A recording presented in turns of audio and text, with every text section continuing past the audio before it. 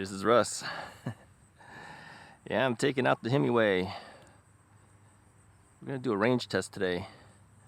I did make some modifications to the Himiway. As you might notice, I put a Bikeroo saddle on there.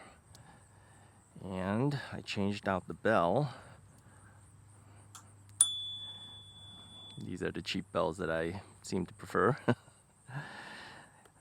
Bottle holder is on there. Side view mirror. So those are the only changes that I made. Let's get on the bike.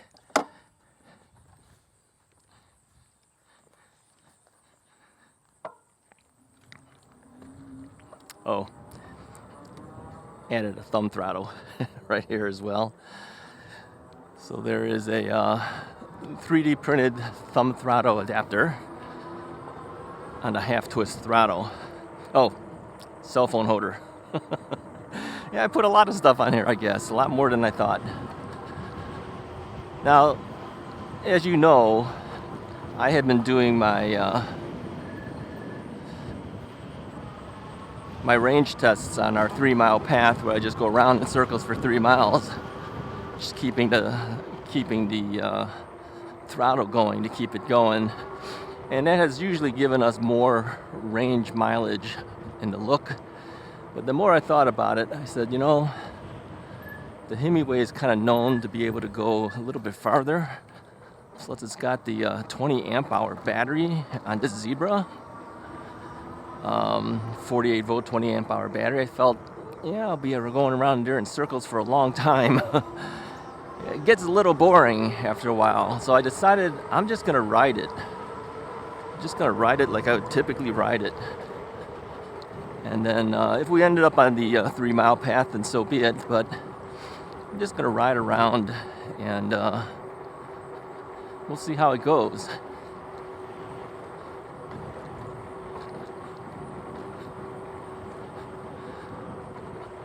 So the first review that I did of the Zebra, I'll put a link in the description of the video so you can see that. You may want to look at that one first before looking at this this range test. It talks about all the features that the Zebra has, and you know we won't duplicate everything here. I'll mention some things every now and then, but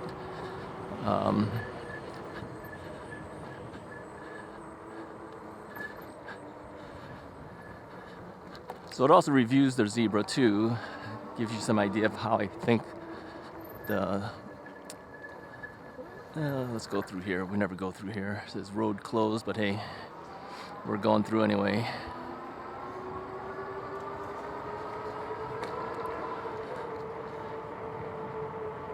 Overall, I felt that the Zebra did a pretty good job. It is very robust build quality. And if you're a big guy like me, sometimes a heavier duty frame is really what you want, because this thing will hold up to 400 pounds. Now somebody said to me, why don't you load it up to 400 pounds and see how it actually goes? Yeah, I'm not going to be carrying barbells and, and things like that. I'm 255 pounds.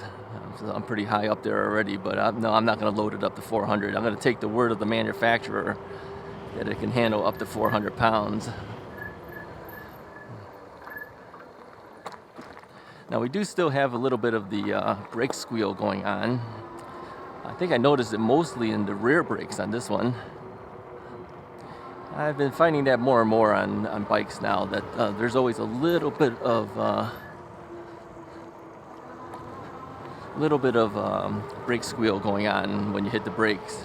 That's not so bad, but I think when people get a bike and they hear a little bit of squeal, they kind of freak out a little bit and they say, well, something's wrong with my brakes. No, not really.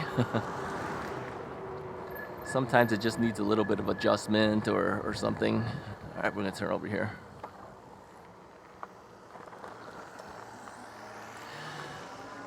Now we know why the road is closed. The entire road's got some type of construction going on.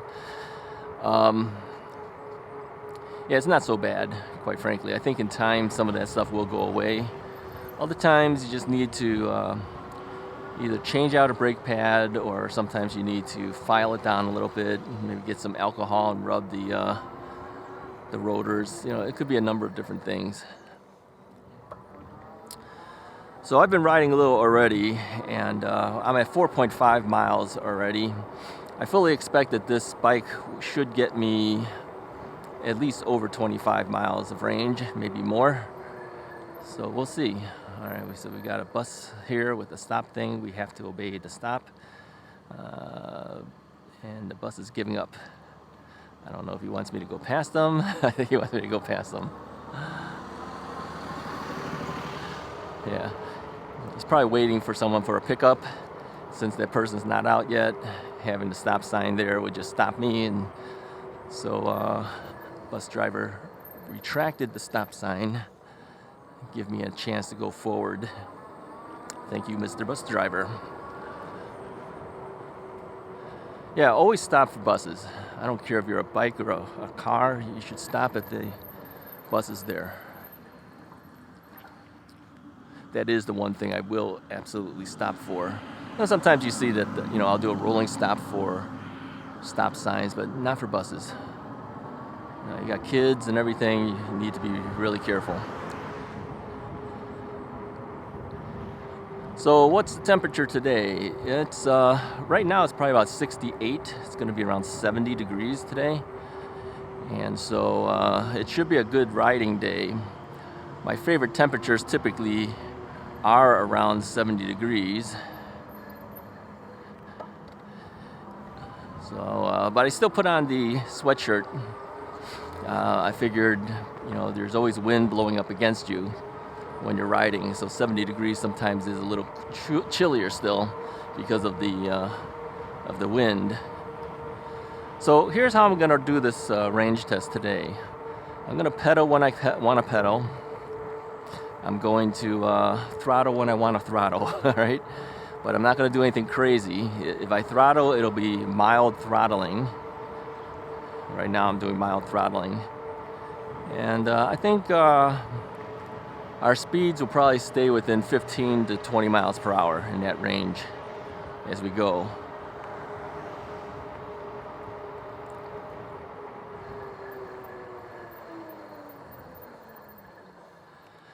Now, when I did the original test of the Himiway, I kept the original saddle on, and I just decided to switch out to the Bikeroo today. Now, the Bikeroo saddles lately have been a little stiff. The new ones that have been coming out are not quite the same as the old ones that I had, which was a little cushier. So I don't know if they're using stiffer foam material or whatever, but it is not the same. But it is wider, and that's why I wanted to switch it. I was going to use the original the original Himiway saddle during this test, but I knew that I'm going to be on the saddle for a while. I might as well put on what I'm used to to make it a little bit easier for myself. So even though it's a stiffer saddle than others, Bikeroos, the width does help me a little bit.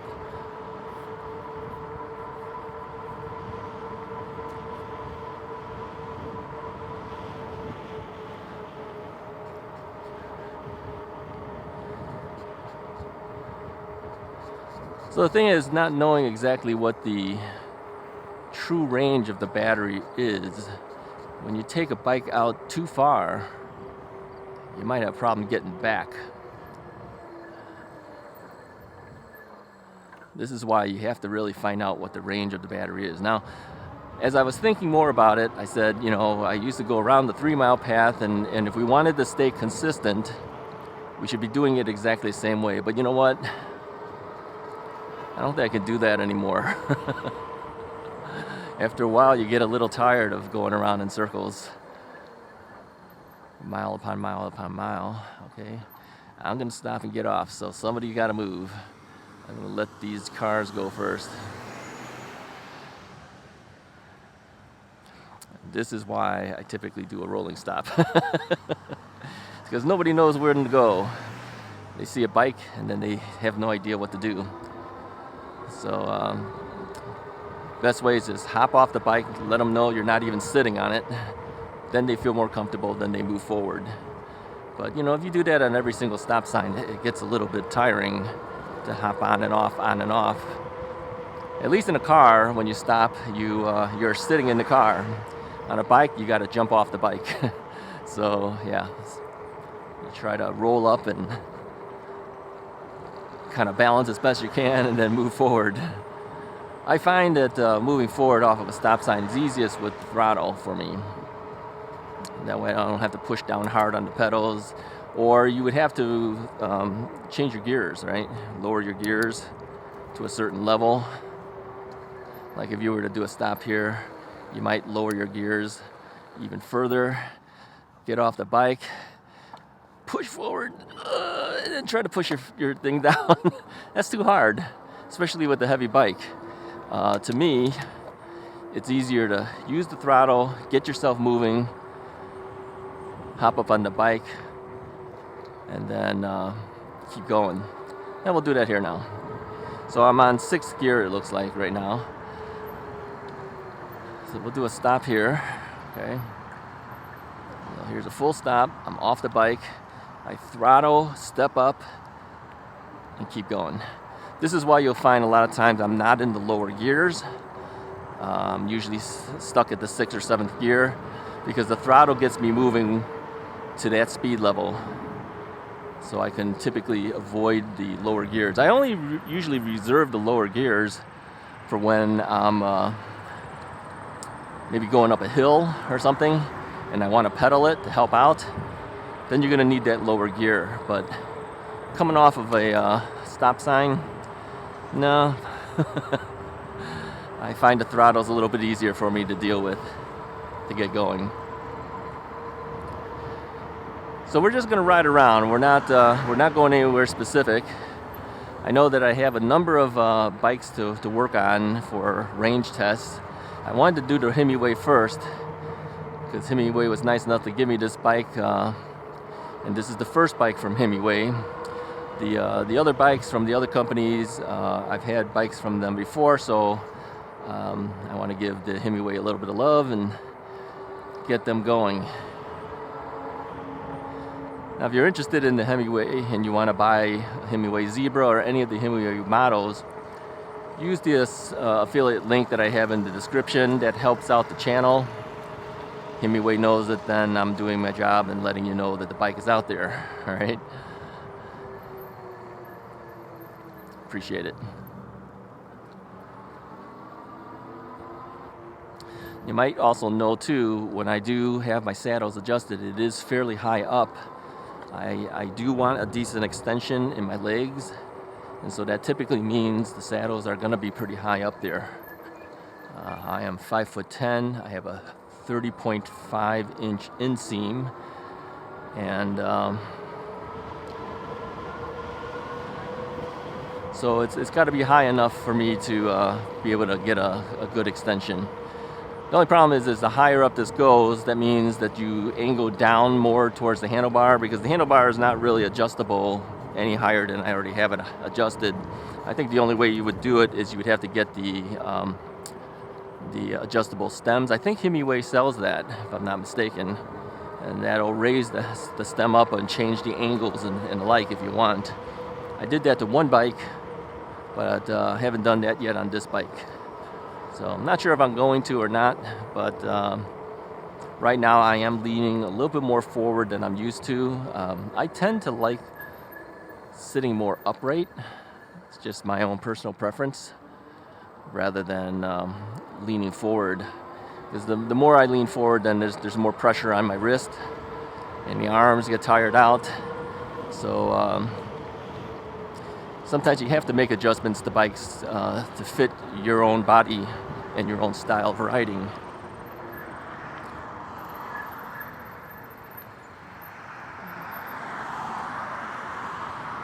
All right, so here we just wait for our turn to cross.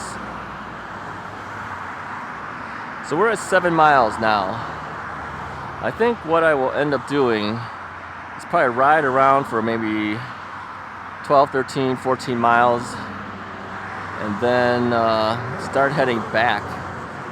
Towards the end of my typical rides, I want to make sure that I'm close to home. If I run out of battery, it's not so bad having to ride it back.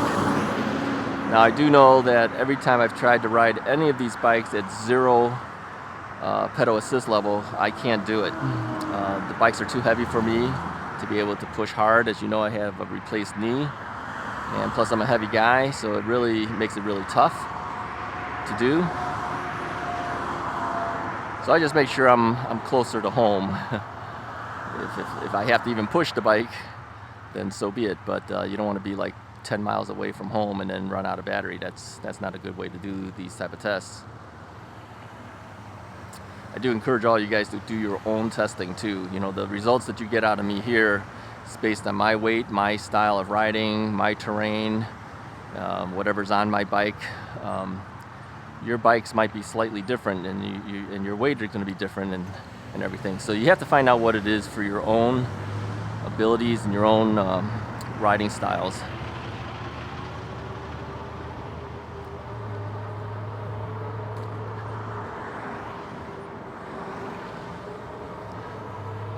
So you guys are probably used to this path that I'm taking here.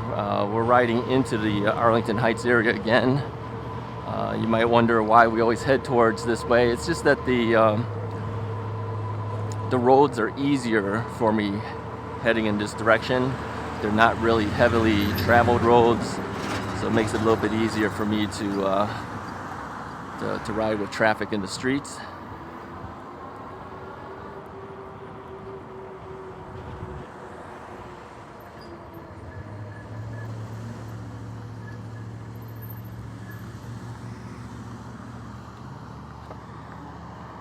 And every time you throttle hard right off of a stop, you do eat up a certain amount of power. It usually maxes out the power of your bike. So I'm not really sure what the peak is on the Himiway, but I'm sure just like all the others, it's eating up power like crazy when you do that. This is one of the reasons why going around that circular path for 3 miles and just keep moving on it will give you a higher number, but it's not realistic on how I'm going to be using the bike on a daily basis. I'm not riding around that circular path over and over and over. I'm riding on the streets and going places.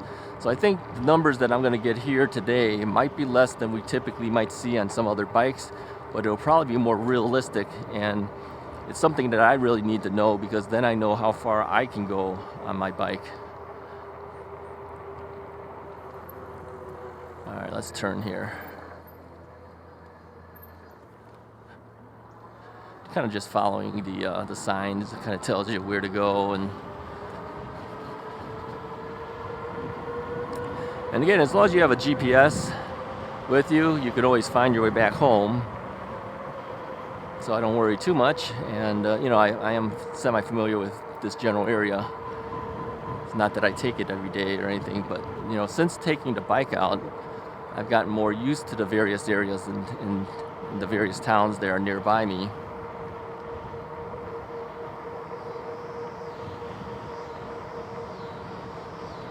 Oh, somebody asked me too, why don't I ever tell you guys the names of the bike trails I'm on? Sometimes I don't know. That's one reason. Sometimes I just don't know.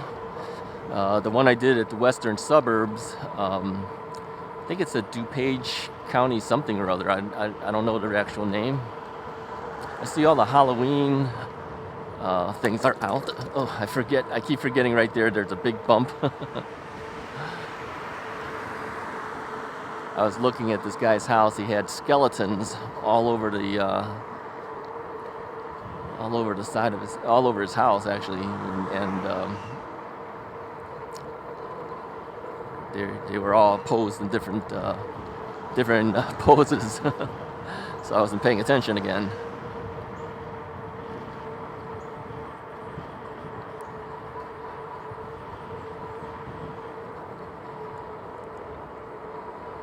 Anyways, I'm going to keep going on this ride. I'll check back in again as we get closer to more information.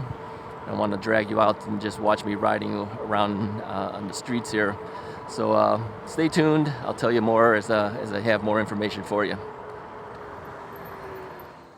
All right, I find myself heading back on the Prospect Heights Trail. yeah, I rode her out on the streets, and somehow I ended up in Mount Prospect. So heading back, we crossed through Prospect Heights. So I figured I wasn't that far off from the trail. I said I might as well take the Prospect Heights trail back.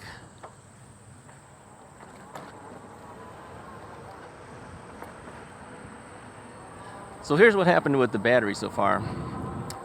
When I hit between 10 and 11 miles, the 1 bar out of the 5 on the battery meter had dropped down. I'm currently at 14.2 miles in, so I got plenty of power and range to go.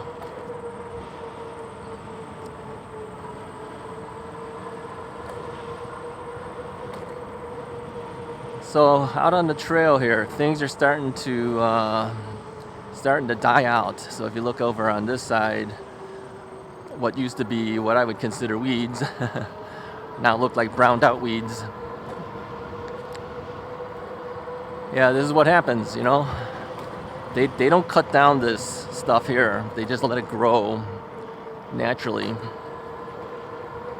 And then I think, I don't know if it's at the end of the season or the beginning of next season, they cut it all down so it can grow up again.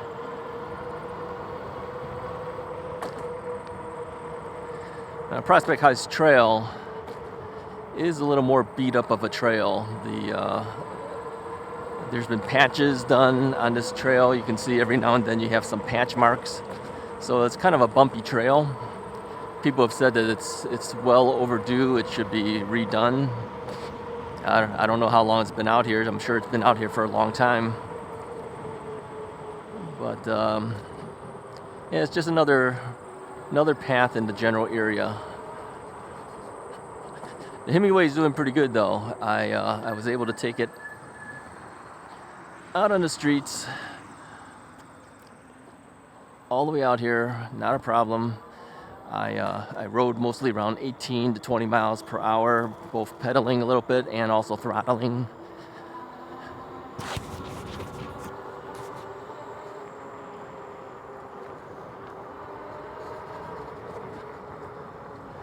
Each bike has a little bit of different feel as you're riding them. This one being a heavier bike, you have to adjust for that. Being that it's a true Step-Thru model, there's no top bar, of course, that you can lean against your legs. So when I stop at a stop sign, I have to hold the bike, otherwise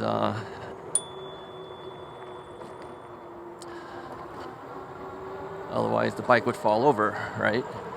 So there is one thing to say for step-over bikes, is that if you stop, your legs kind of keep it up in place. Step-through bike, there's nothing to keep that bike up in place, so you have to hold on to the bike to keep it from falling over. And when you're messing with things like audio recorders and cameras and the like, it's not as convenient for that. But getting on and off the bike is a lot easier. You don't have to swing your leg over the top. And typically when I have a step-over model bike, I'll lean the bike to the side and then swing my leg over to the top. That's less of a high swing if you do that. Okay, what is this person doing?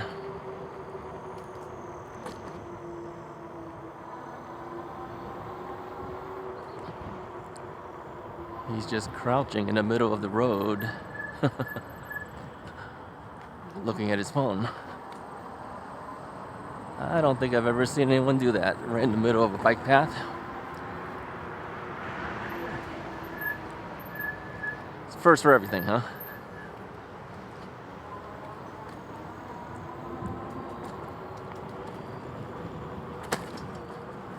Yeah, this is definitely a bumpy ride on here. I think it's progressively gotten worse over the years. The couple years I've been riding it. Others might say it's always been that way. I don't know. It's pretty bumpy. Now up ahead, it's one of my favorite things to see when I'm out here. It's a big power plant thing. all the high tension wire things seem to collect over here. Kind of scary looking. They put fencing around it. It's always been fenced, but they put stuff so that you can't see through it as well.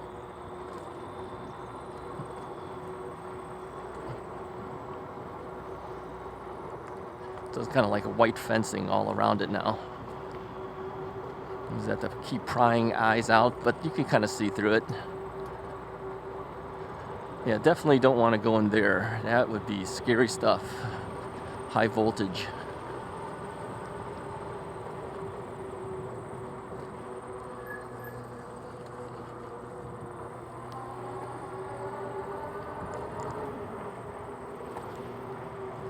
So I've been jumping back and forth between pedal assist level 2 and 3 when I am pedaling.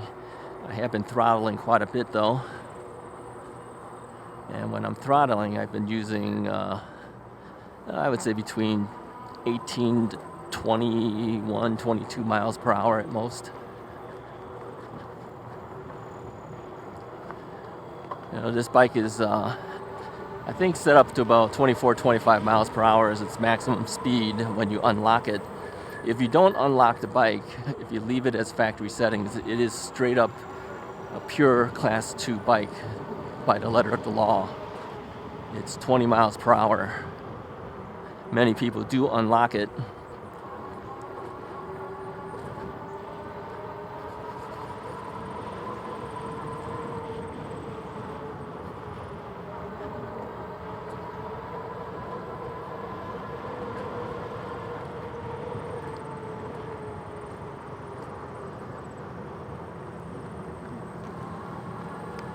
Yeah, overall, it's a nice ride. It's a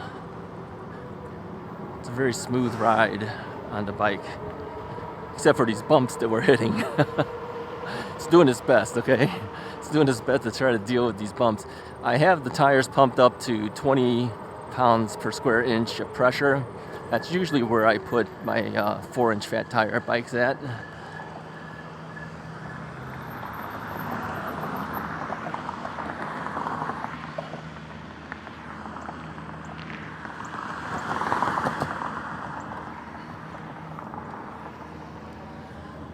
Looks like they're cutting grass.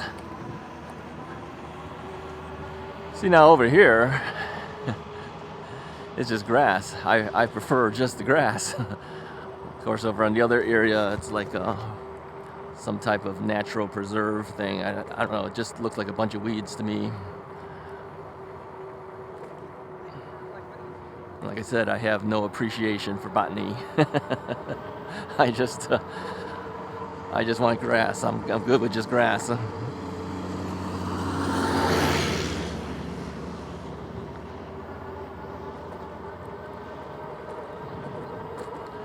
thing is whenever there is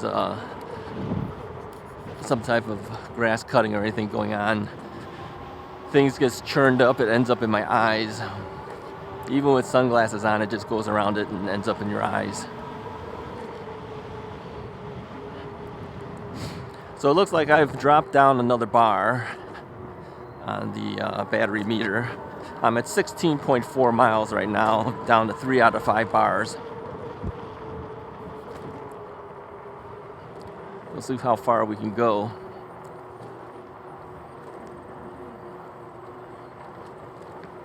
Now these numbers, of course, like I said, will be more of a real-world situation. Most of the manufacturers will give you very high numbers for their bike ranges. I don't know if anyone ever really gets those numbers, to tell you the truth. I mean, you'd have to get such ideal riding situations, plus you'd have to be a lightweight rider and everything, and flat roads, and don't stop. Pedal assist level 1 maybe. But yeah, in the real world, we don't usually do that. We're going to be using a higher pedal assist level. We weigh a lot more, all sorts of stuff. Okay, one car is letting me through, so we wave thank you, so we can get through. It's actually safer when they just let you do that. Of course, he had no other cars behind him, so he could have just gone through, but you know, he took the safe route and let the bike rider go through first. So we appreciate that.